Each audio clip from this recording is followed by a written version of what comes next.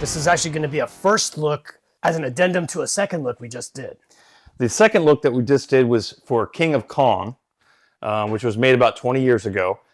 And in that, we said it would be great if they had a follow-up so we could see what everyone's doing, 20 years later, roughly. Little did we know that there actually was a quasi follow-up that came out in 2025. We're not very well informed. Anyway, so what is the follow-up? Well, the follow-up is called Arcades and Love Songs, and it focuses on Walter Day. Yes, the memorable referee of Twin Galaxies from King of Kong. And this film follows his quest to publish and record his big back catalog of songs that he's written. Yeah, the movie is all about him, looking at his love life, his past, where this guy suffered from a broken heart, as many people do sometime in their life. This kind of haunted him. I would say this. I don't know if saying the word stunted.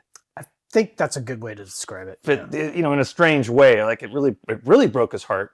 Another interesting part of this was seeing him reconnect with this woman who broke his heart. The King of Kong mentioned how he did write songs. That's true. They didn't get into the specifics behind it, but we never really learned the full extent or backstory of those songs. Yeah. The follow-up, Arcades and Love Songs, isn't just about him being able to feature this aspect of his life, the songs, but there's actually people who want to help him realize his lifelong dream of actually making his art. And some of these people are fans of the original film, and so they've sort of bonded with Walter in the last 20 years, and so they're interested in helping him in his quest. Yeah. The only other thing I would say this documentary touches on is there's a little bit of where are they now. So kind of what we were asking for, they show you. They want to show you all of the stars of King of Kong. Yeah, there's a cameo from Steve Wiebe. Yeah. And everybody supports Walter in this. Yeah, I made this note. Pettiness, competitiveness, and negativity from the first documentary in this documentary have been replaced with kindness, supportiveness, and positivity. Yeah. All these guys are here to support Walter. And you really see more in this, just how Walter has affected their lives. Yeah. Because they were teenagers back in the 80s. I don't know if I'd go as far as calling him a father figure to some of these people, but maybe. I don't know if older brother. Yeah. Older brother. Uncle. But yeah, he's always been there for him. He is a very nice guy. Yeah. Which we mentioned in our review of King of Kong. He just comes across as just a genuinely nice person. Started hearing songs in my body. 138 songs. A lot of songs, and most of them are about this woman. Yeah. Who broke his heart. So it's kind of endearing.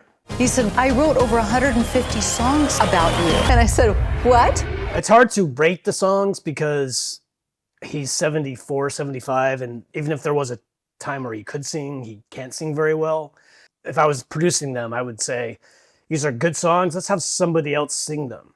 Yeah. And you can publish them and get any sort of royalties from them. Walter has a very quiet singing voice. The movie culminates in this big live concert. Big live concert? Well, it's not big. It's in a coffee shop in Ottumwa, Iowa. Where Radar O'Reilly was that's from. Right. From MASH. Yeah. And I guess that's where Walter is from all of his life. And that's where the woman that he was in love with is from, this area, Iowa. She might have a kid, but it wasn't clear that she was married currently. Yeah, she might have been playing up to the cameras. So who knows if there was any chance for them to rekindle. At the very least, they have a nice friendship that came out of this. I think their friendship gets rekindled. Yeah, definitely. But the reason he didn't let her know more about his feelings years and years ago is that he's just a really easygoing, nice, helpful person, and he didn't want her to feel bad or feel pressured. Or did his video game, Twin Galaxies life, interfere with that, and she got sick of that? We don't know. The movie actually doesn't get into that. Yeah. The last thing I'll say about this is that these bad actors, if you want to call them that, some of these guys from King of Kong, that Steve Wiebe, Billy Mitchell is back. Specifically, Billy Mitchell and his sidekick. Brian Kuhn makes a cameo. Brian Kuhn and Billy Mitchell, who I would see as sort of the bad guys from the first documentary. In this, I have to say, they do come across as more mature, more low-key. Are they mature? Did they get some wisdom after the first documentary? maybe they're more self-aware of the way they're coming across this time than they were 20 years ago. But I will say, even Billy Mitchell, more likable in this. Yeah. No, he's fine. He doesn't come across like a raging narcissist in this at all, because the movie's not about him. Didn't I tell you, never not to lie? I thought for a while it was about going to embarrass Walter at his big concert, and I was really worried that that's where they were going. And I'm so glad, spoiler alert, that it actually doesn't go that way. If this was going to be a bunch of horribly written songs by him, and they were going to just make fun of him, I was actually going to have a problem with it. Me too. Yeah. And it's not that. I wanted the world to hear this music. And if it doesn't happen now, it's never going to happen. So there you go. We got to see these guys 20 years later. Yeah. Would you recommend people see this? I would. I actually think it's nice on its own, just looking at this guy Walter Day in his life. I think it's kind of interesting. Unless you're a fan of The King of Kong, I don't think you would care about this movie. As a follow-up to King of Kong, I would recommend this. I would too. Yeah. If you've never seen King of Kong, I don't think you would give a shit. But right. And if I think you and I both gave that King of Kong a solid B+. For me, this is probably a B-. He performs the same song twice at the end. I wasn't sure if that was a editorial mistake or it seemed like a different performance. I'd have to listen to the dialogue again right before he goes into the second time playing it. I'm wondering if someone said something that we missed. I found it confusing. To me, is this an editorial mistake? I actually might give the movie a C+ because of that. But anyway, I think it's worth checking out. If you're a fan of The King of Kong, definitely I think you'll enjoy watching this 20-year later follow-up.